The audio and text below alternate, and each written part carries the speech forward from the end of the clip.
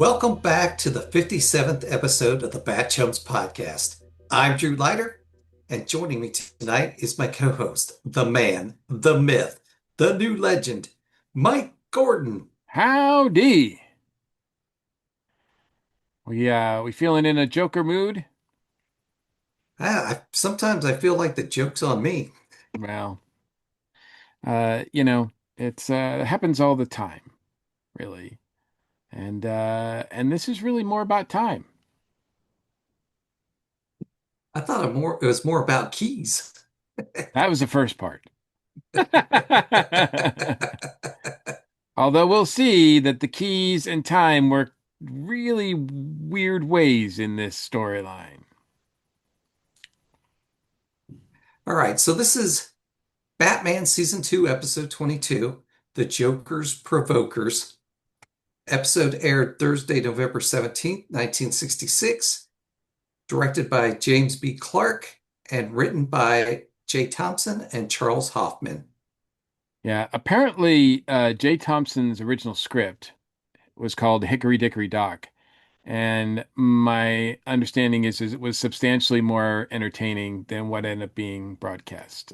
Charles Hoffman, as we mentioned before, rewrote it, and he was uh, made the story editor when Lorenzo Semple Jr. left. He was a scripter. He was probably about 70 years old when he was doing this. Um, yeah, he had a lot of experience in doing stuff, but I don't know if he really was the right guy for this show, as we'll find out going forward. Yeah, this one is, as we mentioned in the first part, it's kind of a mess, and the mess continues. When we last left the dynamic duo, Batman was put in Joker's human key duplicator, and Robin was put in a wax spray chamber. Yeah, here's the weird thing about this is that starting with this episode, uh, Dozer, who's doing the narration, doesn't sort of summarize the whole first part anymore. Instead, he just says, "When we last left our heroes," and tells us what danger they're in. And then he just, goes, "Sad to say, nothing has changed." I, but yeah, there's not the full recap because prior to this, he would go on and on about what exactly was happening. Now he's just like, here's the dilemma that they're in, and they're still in it, so to speak. It'll be interesting to see if it's going to be like that going forward or if it will get the full recap next time. So you get late, did you just get lazy on this episode or not? Yeah, we'll see. I think this is going to be a trend. We'll see, but we'll see it going forward. Holy Cape Crusader! Only one person can save these doomed heroes. Magic Batman. He'll save us all. Magic Batman. Will Batman be turned into a human key? Answer? Don't count on it. Okay. Don't think you're opening any doors with a Batman key, a Bat key. Oh, I forgot Batman and Robin are in both in peril different ways. They are. They are. Oh, so you need to. Oh, magic. Well, we Yeah, don't have a magic Robin. no, So we don't. Magic Batman. Will Robin get a wax job? Magic Batman says, "You've won this fight." okay. That's pretty generic, but you know what? Magic Batman, we're asking him more of him, so I understand, if he's not willing to give us a lot, because this is he's not being paid twice, right? So even though this is the first time I think they've been in different dilemmas, right? Yeah, I'm pretty sure because we've only had they've either been in the same trap or it's been One or the other. one or the other. Yeah. So Yeah. have both of them in a different, totally different trap that I can remember. Joker tells Batman that he is sorry to leave Batman at this key moment in his life, but he has more important things to tend to than his humdrum locksmith activities. What I thought was funny with this scene was he's there laughing and seems all excited about what's going to happen. Then he just dips out. Yeah. You just peace out. I mean, the thing that really saves this two-parter is because it's so bonkers.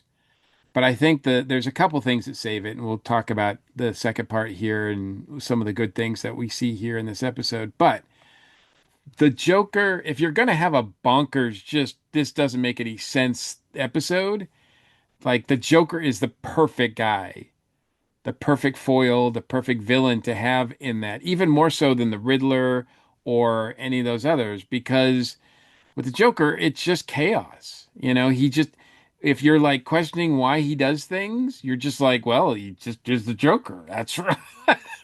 Like, doesn't make any sense. I mean, even his two henchmen are kind of like, hey, is this funny? I don't know. I don't know why we're doing this. Like they're even talking to each other. Um, and it's funny talking about how the Joker like killed their parole officer, kidnapped the jury in their trial, doing things that the comic book Joker is really known for, much more than the TV Joker is. Yep. After the Joker leaves, Batman pulls a key from his utility belt while Latch and Bolt discuss how great the Joker is. Batman wedges the key in between the gears and catches the machine to a halt. The blade retracts and the machine automatically opens. Just dumps him out. Yeah, it does. And if I remember right, it dumps him out and he just kind of lands on his feet. Yeah, I'm kind of wondering, Batman is restrained in this, this huge like key maker, and yet his hands are free. Like he can just do whatever he wants to with his hands. And I'm just like, that's not very well thought out. Batman engages Latch and Bolt in a fist fight. Suddenly, two other henchmen appear, and Batman fights all four and wins. Because he's Batman. Batman frees Robin only to find he has already been waxed. Well, I mean, not full waxed. He's there, but he's yeah, he brings out this wax figure. So this is interesting. One thing that we haven't probably given a shout out to yet, but we'll probably get around to it. And one of the reasons why I think it's taken me so long is because I don't actually have any of these. But McFarlane Toys handles all the DC license, and it has for a few years now. Starting in 2021, they began releasing a retro Batman 66 wave of figures, 6 inches. I think by now there's like 40, almost 50 figures that they've released Wow, so far for that's Batman a lot. 60s. Yeah. Well, to show you how far along they've gotten as opposed to just the basics, they do have a figure of Robin waxed. Like the wax like he is all waxed up. So even though this wax statue of Robin only appears in this episode for maybe 30 seconds. He's got his own figure. So if you want to if you want a waxed up Robin, you can get that from McFarlane Toys. But Back in the the most of that toy set is really amazing. I mean, they have not just the figures, but they also have play sets like Wayne Manor, Batcave, Villain's Lair. They've got the Batmobile, the Bat Cycle, Batgirl's Bat Cycle. So different Bat Cycles. They've got the Batboat. They've got a lot of really like. It's one of those things. The main reason that I haven't jumped on board is because there's just my money would just be gone. Like there's just like I mean, it's just like that's a huge investment, 40 or almost 50 figures by now, plus like all these play sets. I can't. That's just I mean, they look great though, and it's cool that they exist, but yeah. but it is weird. It's like, but the wax robin, like really? That's how much how deep you're going. Okay, all right. Back at the Batcave, Batman and Alfred use bat wax solvent to free Robin. Thanks to the underwater swimming lessons that Batman gave Robin, he could have held his breath for even longer. Two things that happen here is that if you look closely, you can see Burt Ward's bandage from his third degree burns that he got filming the last storyline. You can see his bandage on his right arm when they're sort of when Alfred is back there sort of suiting him up. And also he puts tries to put on a glove backwards. Like he actually puts on a glove and he's like, "Oh, that's the wrong way." And then I don't know if it's the wrong. I think it's the wrong glove. But anyway, he puts on a glove like and then he switches it up. Uh, so it's kind of interesting that it's there. Really, though, it's Batman who you're focused on because he's brushing off, his outfit and talking about how brilliant he is and everything like that. So, and how the importance of having a house key, an extra house key, a spare house key. At the Joker's hideout, Cornelia is worried that she found a wrinkle while staring into the mirror. Oh, wait, sorry, Drew. The other thing you're that was freaking me out is that Batman is taking off his gloves on his gloves. Like he's wearing gloves on gloves. Yeah, I noticed that. Sorry, I had to point that out. He's taking these rubber gloves off his silk gloves, his costume gloves, and it just looks it's ridiculous. But you know what? But Adam is selling it. It's so cool. Yeah, he But does yeah. sell it. But anyway, so all right, so back to Cordelia. Go ahead. Joker has rebuilt his music box, turning it into a time machine. Testing it, the Joker is able to speed up time, stop it completely, start it again slowly, and even reverse time slowly. All right, Joker. let's just put a pin on this for a second, Drew. The Joker has invented a time machine. Let's say that again. The Joker has invented a time machine.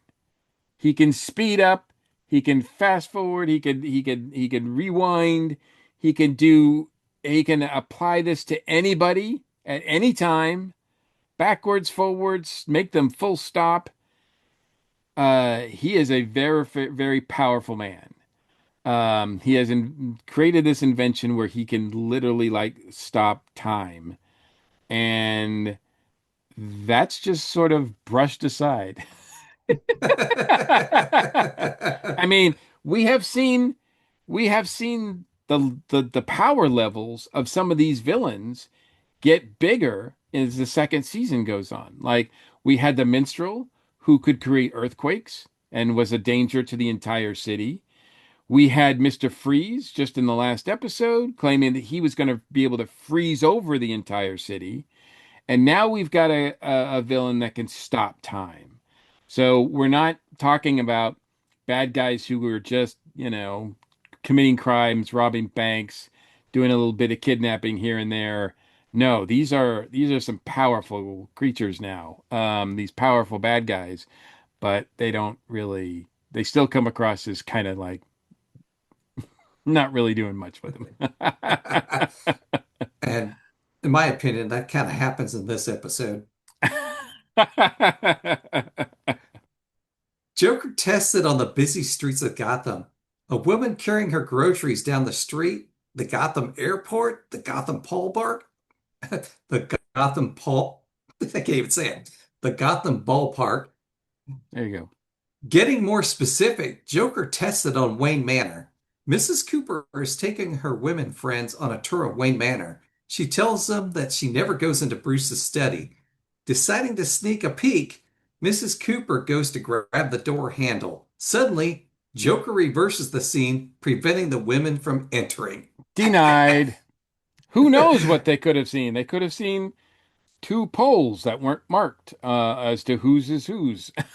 She would have been very confused by that. I don't know. She might have thought it was Alfred's pole. Like he gets around. That's how he gets around Wayne Manor. I don't know. But anyway, so she was denied access to the infamous study. I thought that was funny because, when the Joker reverses it, but she could have easily just went and redone the same thing again.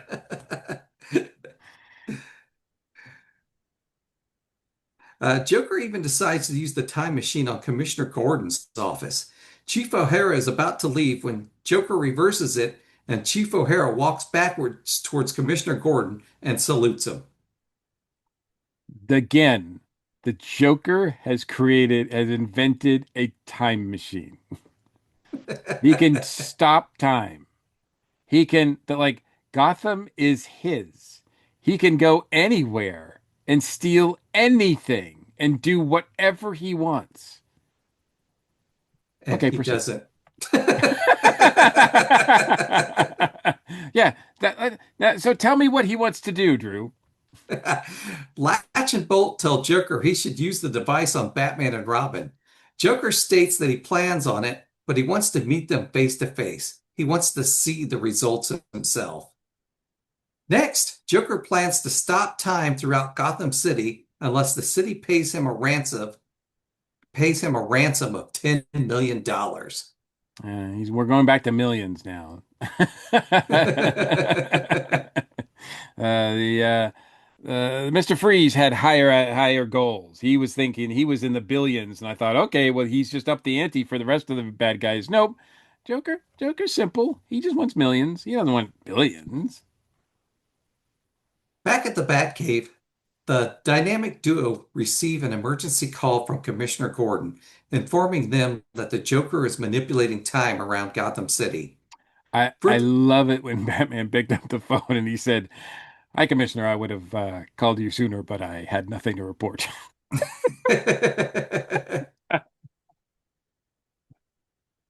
Furthermore, Batman has received an envelope at Commissioner Gordon's office.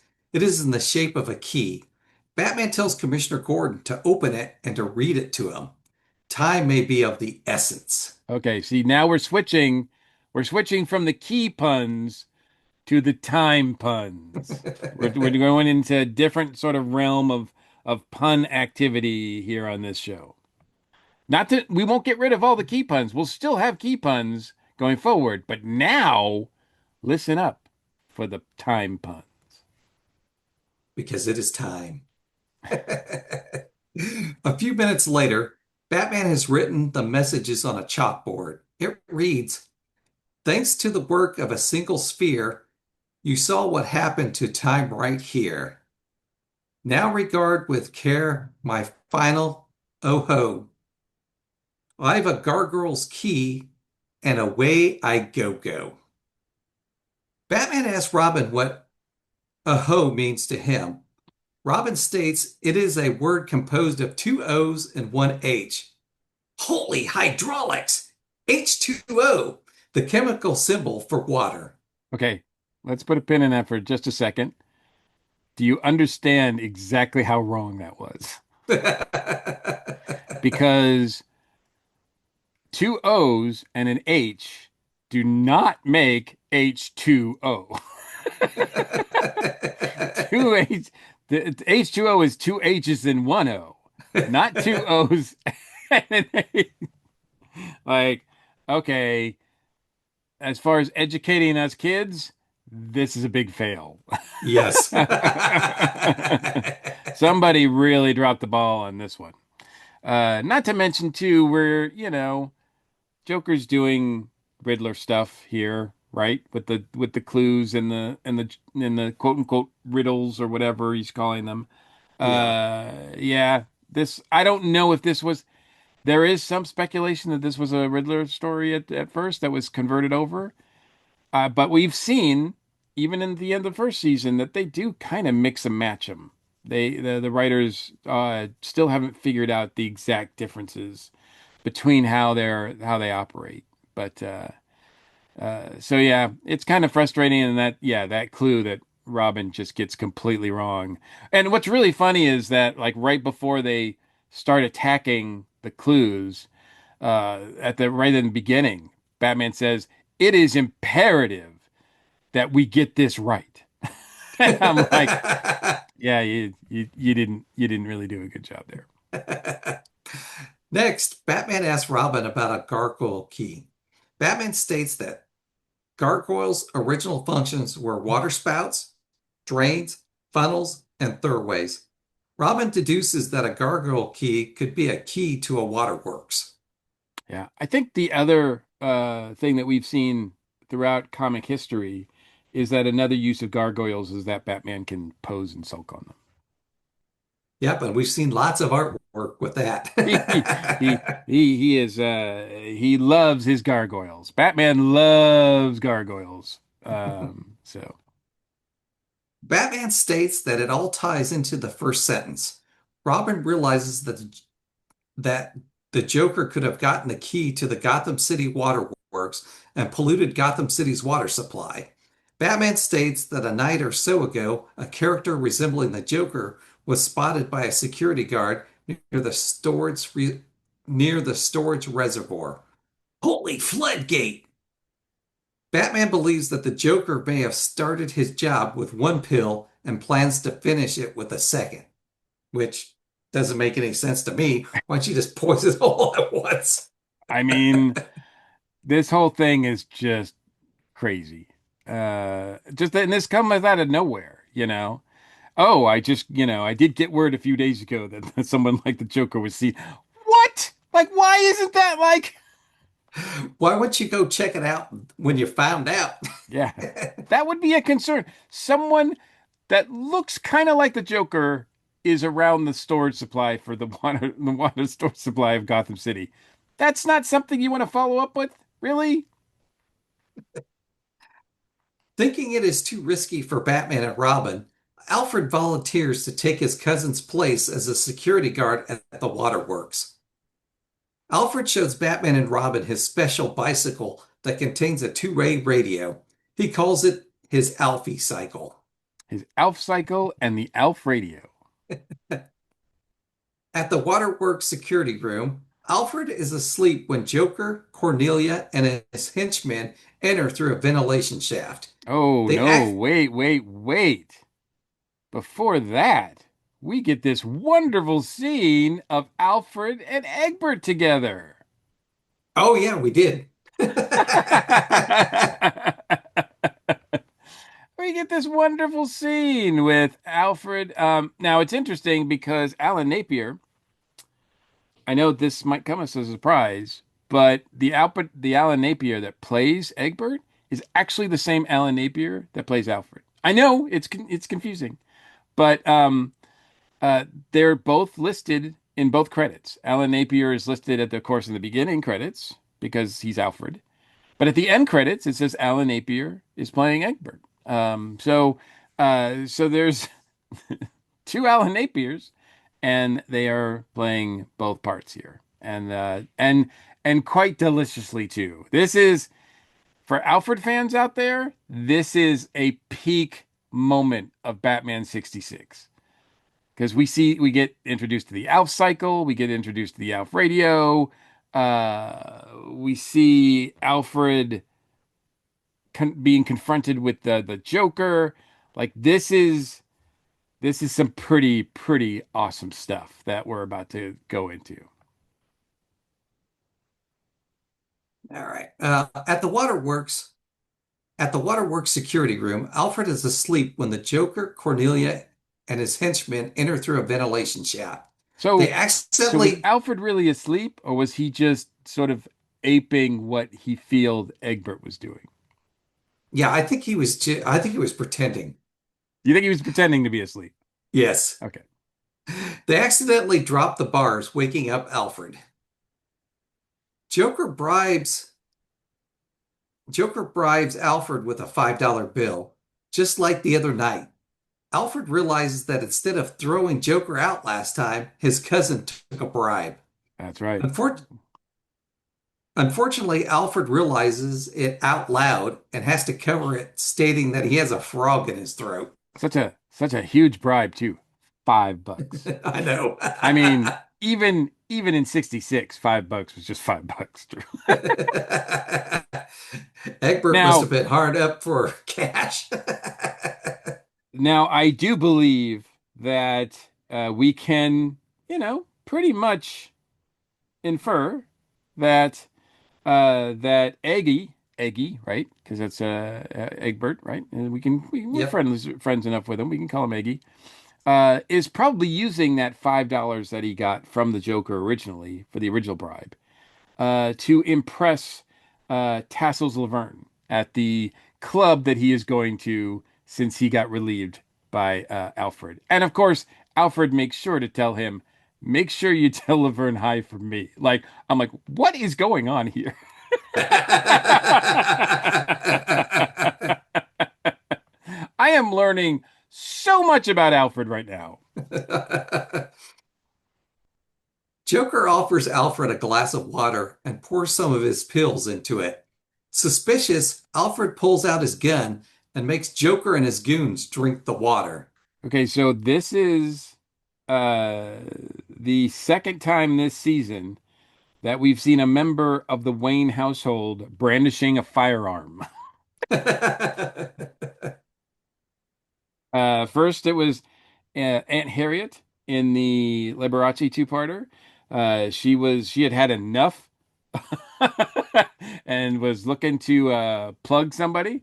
And now we get this actually makes a little bit more sense because it's Egbert's a guard there, and it's part of his outfit, and so it's not just like Alfred just carrying heat, packing heat. It's this is like part of the job. Right. But he gets the drop on him. I mean, Alfred at this point is like hero at large. Like he is like the man right now. Yeah, he is. After they drink the water, Alfred tosses his drink and then demands Joker's box. Joker hands it over and then realizes Alfred is working with Batman. Okay, Using Joker's we do have a line here that Alfred as Egbert, tells Joker, "I hate to drink alone." And at which point the wonderful Cordelia pops up and says, "Oh, I'll join you, Daddy-O. There are no mirrors around here, and no mirrors make me thirsty." Yeah, this is the kind of dialogue that we get from Cornelia. If you think Joker is bonkers, Cornelia is just out there. I think we talked about her in the first part. We obviously have, she obviously gets connections and she, hangs out with, or she marries Burt Ward after this. And I'm not knocking Burt Ward's choice of, mate at all, but whoo, she is pretty ditzy, as malls go. And yeah, even on a mall scale, Drew, like she's pretty much like, so, like, no mirrors make me thirsty. I'm like, really? Who writes this stuff? Using Joker's box, Alfred stops the Joker and his henchmen from attacking him. When Cornelia tries to take the box, Alfred turns her into a little girl. Realizing he goofed, Alfred changes her back into a woman. Yeah, that's a weird thing. And yeah, you know what? Let's just move on. Yes.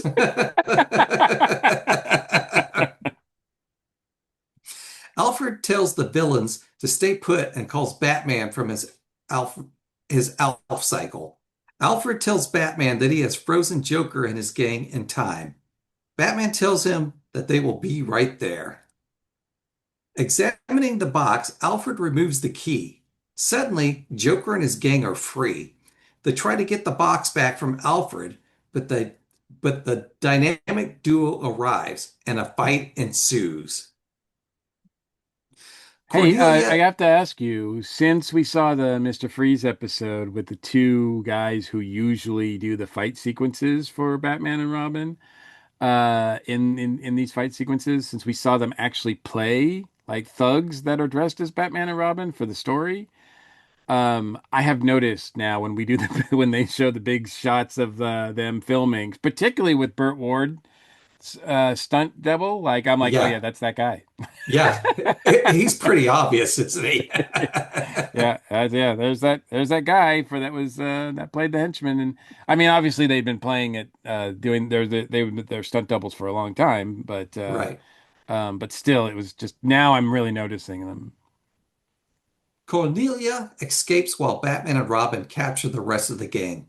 Robin tells Joker that if he wants to pollute any more water, he'll have plenty where he's going up the river. That's a nice line. I do like that line by Robin. That's pretty cool. Later on that night, shortly after midnight, Alfred is finishing his shift when an alarm goes off. Alfred answers the door to find Mrs. Cooper. She asks Alfred what he is doing here. Alfred pulls off his glasses and changes his voice, letting her know that his name is Eggy. He's the night watchman. Mrs. Cooper states that Mrs. Cooper states that resemblance to their butler is uncanny. You know what? This is a really ridiculous scene, but I kind of like that they gave Madge something to do a little bit. So I'm like, all right, so we don't get much Harriet Cooper time, so enjoy it while it lasts. Mrs. Cooper wants to use their phone to call a cab. She has run out of gas a block down the road.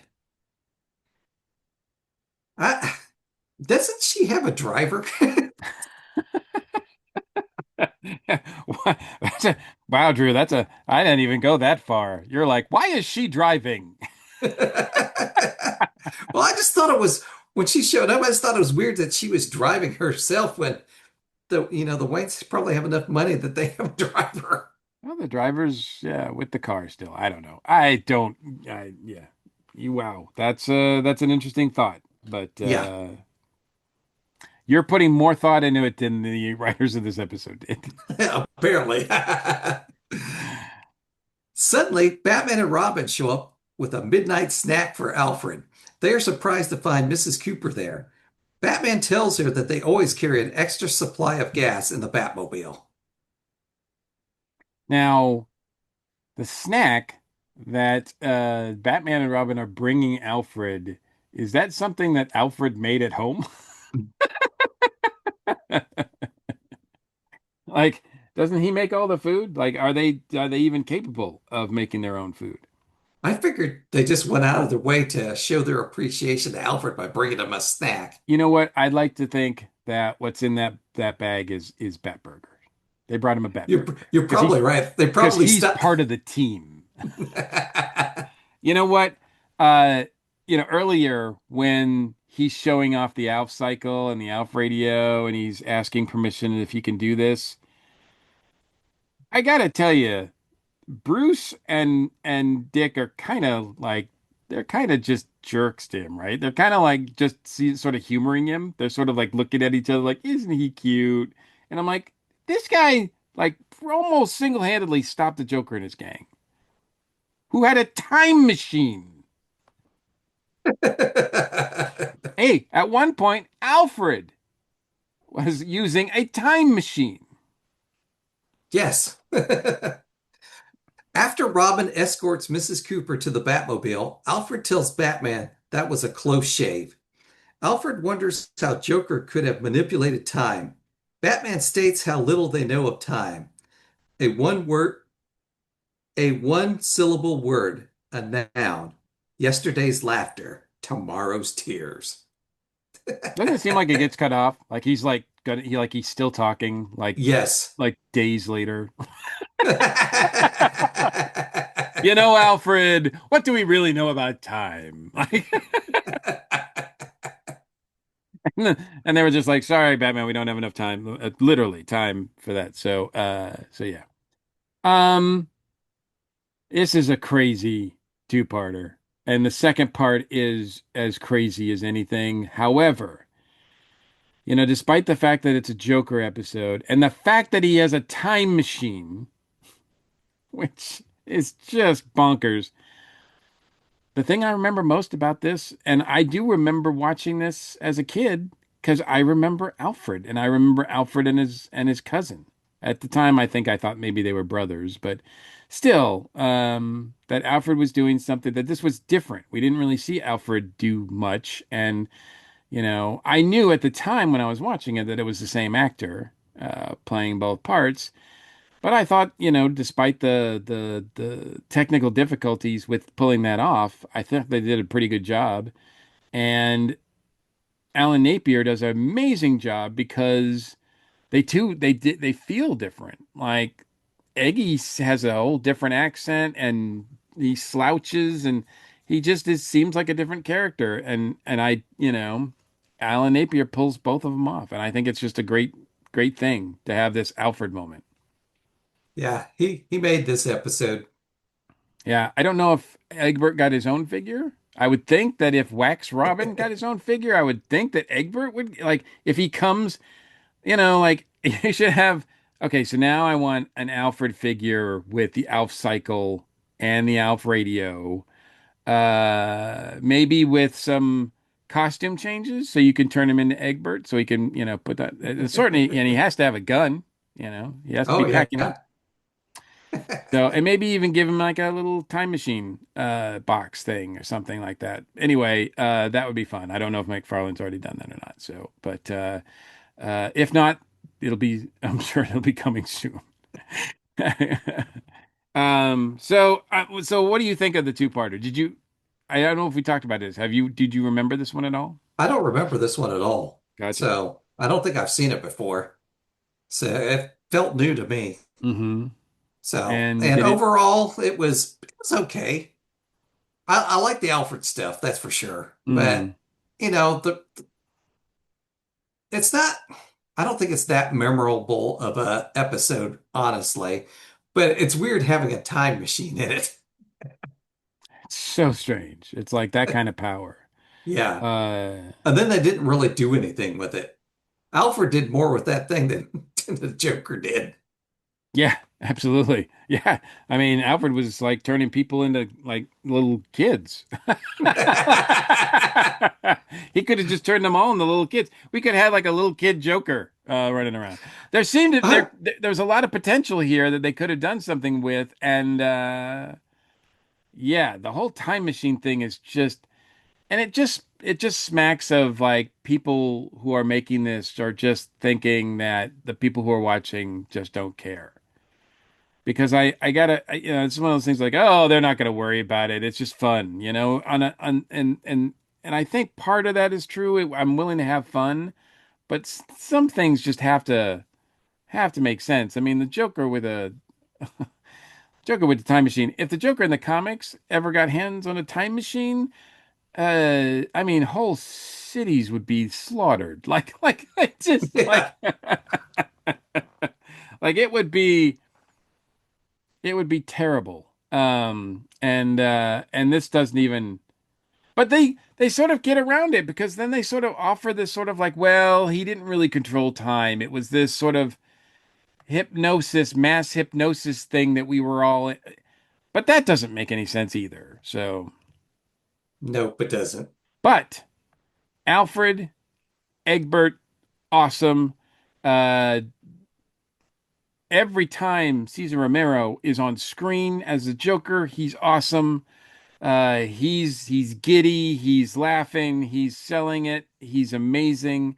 It was great to see him this season. And finally, now that we're like almost halfway through, actually, I think we're past the halfway mark on this season, and I'm glad we finally get a Joker story. And I'll take it. It's got some memorable moments in it. But yeah, I do have to put Cordelia as one of the like most useless moles we've ever had. Can't disagree with you there. She gets away though. Yeah, she does. Again, again, the malls get away. What do you think that is, Drew? I'd never noticed it before, but watching it with you, this second season, we're seeing more and more of the girls just like split. And not only just split, but I mean, clearly get away. They escape from punishment. This is the 60s. They peace out.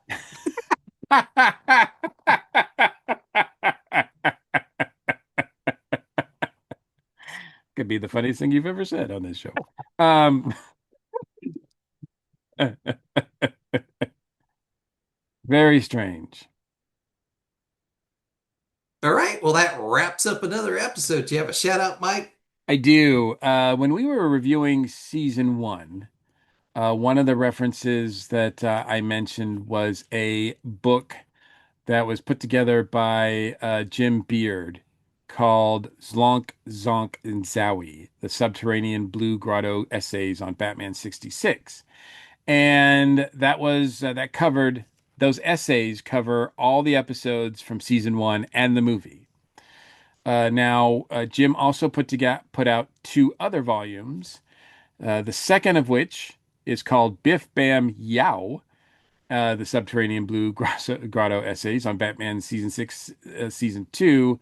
There's a third volume as well. I won't spoil the title of that one, but I have been reviewing the second season volume, and it's as great as the first one. So for anybody who's a Batman 60 series, if you're watching along with these episodes and you're listening to us, we're glad for that. But another resource would be to get this collection of essays about each one of the stories, and it comes from unique persons. The person that wrote the essay regarding this two-parter, which is, of course, the Impractical Joker and the Joker's Provokers.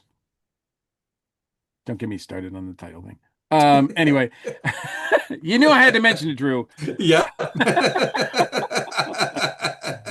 The uh, Anyway, the person who does the essay in the volume is our good friend, the award-winning Bobby Nash. So, Bobby Nash shares his thoughts on this two-parter, and they are pretty fun and similar in some ways to ours. I think anybody who has reviewed this episode has the same reaction that we do, which is the Joker invented a time machine? And then, oh yeah, Alfred's cool. So, yeah, those are the two takeaways. But yeah, get the collection of it's available digitally through Kindle, or of course you can get hard copies as well. We will have the link for our show notes for that too. All right. And for my shout out, I'm going to shout out to Kelly because she signed up for the Earth Station DCU BatChums Patreon. So Woohoo! she's getting to listen to the Batman Cape Crusader episodes we've posted so far, which is episodes 1 and 2. Nice. So both of those are on there now. You can check that out. Get subscribed like she did. You can start off subscribing for free because we have a trial basis before the subscription kicks in. So if you want to get on there and listen to a couple episodes, see if it's worth it, there you can with the free trial. So Now we have one of the things that one of the comments I got about our patron, who I'm glad that we got a supporter. Awesome. Hopefully, first of many more to come. We really do appreciate, because we know in this crazy time, if you're giving us your time and your money, like that's just amazing. So thanks for that. We really do appreciate it. But on that note, um, the content that you're getting. Well, first of all, I think you made it clear last week that it's not just a BatChums Patreon, it's BatChums and Earth Station DCU. So you're getting even more exclusive content because you're getting content from both podcasts.